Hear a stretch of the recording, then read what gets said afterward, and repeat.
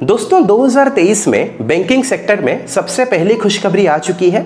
बहुत सारे बैंक्स में एफडी के इंटरेस्ट रेट बढ़ चुके हैं। अब कौन से बैंक में एफडी के इंटरेस्ट रेट बढ़े हैं? अगर आपने पहले से एफडी करवाई है, अब आपको क्या करना पड़ेगा कि आपको ज़्यादा इंटरेस्ट रेट मिले? इन्हीं सब चीज़ों के बारे में आज इस वीडियो में मैं आप सभी को बताने वाला हूं। आई होप आप इस वीडियो को शुरू से लेकर अंत तक ज़रूर देखेंगे। नमस्कार दोस्तों, मैं अभिनव स्वागत करता हूं आप सभी को हमारे चैनल चलो सीखो में। आइए जानते हैं। अब अगर मैं आप सभी को एफडी के इंटरेस्ट रेट के बारे में बताऊं तो देखिए, ये समय समय पर बदलता रहता है। नॉर्मली ये क्वार्टरली रिवाइज किया जाता है, यानी कि हर 3 महीने में एफडी के इंटरेस्ट रेट बदलते रहते हैं। इस समय पर बहुत सारे बैंक ने एफडी के इंटरेस्ट रेट के ऊपर बढ़ोतरी की है, जैसे कि Punjab national bank, ICICI bank, bank of Baroda या फिर कर्नाटका बैंक। अब जब इंटरेस्ट रेट के ऊपर बात आती है तो नॉर्मली इसे कैलकुलेट किया जाता है परसेंटेज में, जैसे कि 5%, 6% या फिर 7%। लेकिन जब इंटरेस्ट रेट को रिवाइज किया जाता है तो उसको एक्चुअली कैलकुलेट किया जाता है एक पर्टिकुलर यूनिट में, जिसे बीपीएस कहा जाता है, यानी कि बेसिस पॉइंट्स। एक बेसिस पॉइंट का मतलब है 0.01%, यानी कि 0.0001। अब जब भी इंटरेस्ट रेट के बारे में बात आती है, चाहे वो सेविंग्स अकाउंट हो या फिर एफडी हो, तो इसे नॉर्मली कैलकुलेट किया जाता है परसेंटेज में, जैसे कि 5%, 6% या फिर 7%।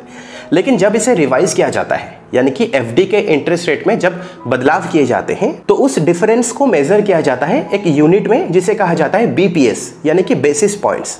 एक बेसिस पॉइंट का मतलब है 0.01%, यानी कि 0.001। अब सबसे पहले हम आईसीआईसीआई बैंक के बारे में बात कर लेते हैं कि यहाँ पर एफडी के इंटरेस्ट रेट में कितने की बढ़ोतरी हुई है।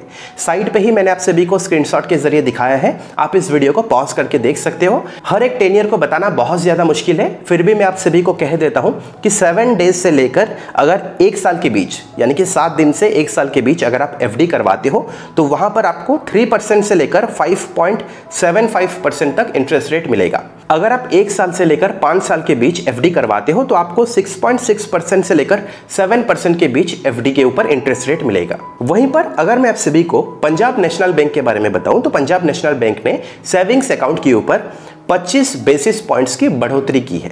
अगर मैं आप सभी को एफडी के इंटरेस्ट रेट के बारे में बताऊं तो वहां पर 50 बेसिस पॉइंट्स की बढ़ोतरी हुई है। अगर आप 7 दिन से 45 दिन के बीच एफडी करवाते हो तो आपको 3.5% का इंटरेस्ट रेट मिलेगा।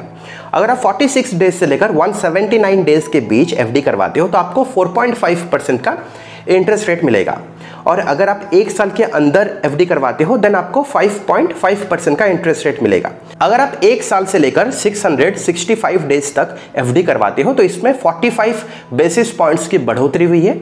इसमें इंटरेस्ट रेट पहले था 6.3%, अब यह बढ़कर हो चुका है 6.7%। अगर आप 667 डेज से लेकर 2 साल के बीच एफडी करवाते हो तो पहले इसका इंटरेस्ट रेट हुआ करता था 6.3%, अब 45 बेसिस पॉइंट्स की बढ़ोतरी हो चुकी है, अब ये 6.75% हो चुका है। अगर आप 3 साल से लेकर 10 साल के बीच एफडी करवाते हो तो इसमें जो आपको इंटरेस्ट रेट मिलेगा वो 6.5% है। अगर आप 2 साल से 3 साल के बीच एफडी करवाते हो तो इसमें 50 बेसिस पॉइंट्स की बढ़ोतरी हुई है। पहले इसका इंटरेस्ट रेट हुआ करता था 6.25%, अब ये बढ़कर 6.75% हो चुका है। अब अगर मैं आप सभी को बैंक ऑफ बड़ौदा के इंटरेस्ट रेट के बारे में बताऊं तो देखिए, पहले 1 साल के 10 ईयर पे आपको 6.1% का इंटरेस्ट रेट मिलता था, अब ये बढ़कर 6.75% हो चुका है। आपको 1 साल से 3 साल के अंदर भी वही सेम इंटरेस्ट रेट ही मिल रहा है, यानी कि 6.75% का interest rate. In fact Karnataka bank में भी इंटरेस्ट रेट बढ़ चुका है। कर्नाटका बैंक में सीनियर सिटीजन को 7.7% का इंटरेस्ट रेट मिल रहा है अगर वो 10 ईयर चूज कर रहे हैं 555 डेज। नॉर्मल यानी कि जनरल पब्लिक को 7.3% का इंटरेस्ट रेट मिल रहा है।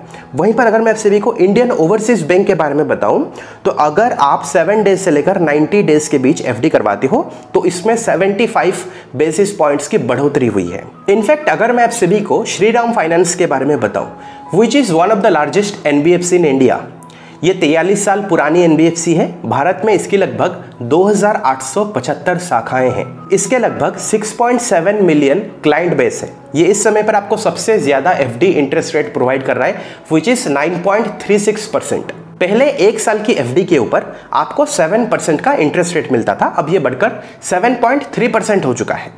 पहले 18 महीने की एफडी के ऊपर आपको 7.3% का इंटरेस्ट रेट मिलता था, अब ये बढ़कर 7.5% हो चुका है।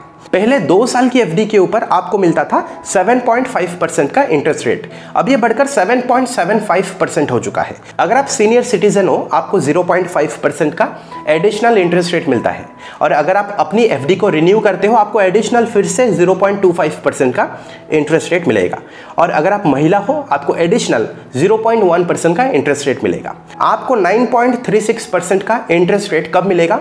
अगर आप 10 ईयर चूज कर रहे हो 5 साल, और अगर आप महिला हो और अगर आप सीनियर सिटीजन हो तब आपको 9.36% का इंटरेस्ट रेट मिलेगा। अब पोस्ट ऑफिस में भी एफडी करवाने पर इंटरेस्ट रेट बढ़ चुका है। कितना बढ़ा है आप साइट पे चेक कर सकते हो इस वीडियो को पॉज करके, फिर भी मैं आप सभी को बता देता हूं। अगर आप 1 साल की एफडी करवाते हो तो पहले इसका इंटरेस्ट रेट हुआ करता था 5.5%, अब ये बढ़कर 6.6% हो चुका है। 2 साल की एफडी के ऊपर पहले मिलता था आपको 5.7% का इंटरेस्ट रेट, अब ये बढ़कर 6.8% हो चुका है। 3 साल की एफडी के ऊपर पहले आपको इंटरेस्ट रेट मिलता था 5.8%, अब ये बढ़कर 6.9% हो चुका है। 5 साल की एफडी के ऊपर आपको पहले मिलता था 6.7% का इंटरेस्ट रेट, अब ये बढ़कर 7% हो चुका है। अब हम आखिरी सवाल के ऊपर आते हैं कि देखिए जो लोग नई एफडी करवाने जा रहे हैं उनका तो कुछ नहीं होगा, उनको तो नया इंटरेस्ट रेट मिलता रहेगा, लेकिन जिन लोगों ने पहले से एफडी करवाई है उनका क्या होगा? उनको पुराना वाला इंटरेस्ट रेट मिलता रहेगा, नया वाला नहीं मिलेगा। तो उनको नया वाला कब मिलेगा?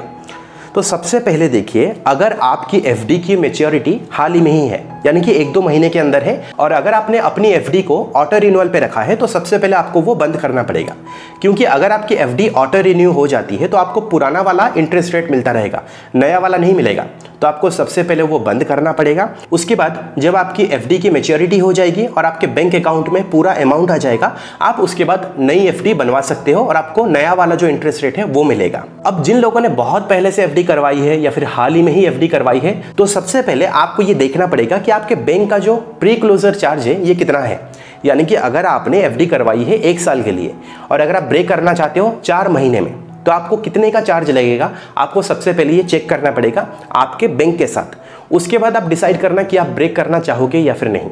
ऐसा ना हो कि आपको नए इंटरेस्ट रेट के चक्कर में आपको और भी ज़्यादा पे करना पड़ेगा, यानी कि आपको एक्स्ट्रा फी पे करनी पड़ेगी। और जिन लोगों की मैच्योरिटी डेट पास आ रही है, आपको अभी एफडी ब्रेक करने की बिल्कुल भी ज़रूरत नहीं है। मैच्योरिटी डेट खत्म होने के बाद जब आपको टोटल अमाउंट मिल जाएगा उसके बाद आप दोबारा एफडी कर सकते हो। तो फिलहाल यही पूरी कहानी है एफडी के नए इंटरेस्ट रेट के बारे में। आई होप आपको इस वीडियो से एफडी के नए इंटरेस्ट रेट के बारे में कुछ ना कुछ जानकारी ज़रूर मिली है। अगर आपको ये वीडियो पसंद आई है, इस वीडियो को आप लाइक करें और अपने दोस्तों के साथ ज़्यादा से ज़्यादा शेयर ज़रूर करें। अगर आपको फाइनेंस से रिलेटेड, अर्निंग से रिलेटेड वीडियोस देखना पसंद है तो आप हमारे चैनल को ज़रूर सब्सक्राइब करें, क्योंकि मैं ऐसे इंटरेस्टिंग वीडियोस आप सभी के सामने लाते रहता हूं। अगर आपको कोई इंटरेस्टिंग टॉपिक चाहिए नीचे कमेंट सेक्शन पे ज़रूर बताएगा, मैं उसके ऊपर ज़रूर एक वीडियो बनाऊंगा। मिलता हूं अगले वीडियो में एक और इंटरेस्टिंग टॉपिक के साथ। फिलहाल के लिए वीडियो में इतना ही। देखने के लिए बहुत बहुत शुक्रिया।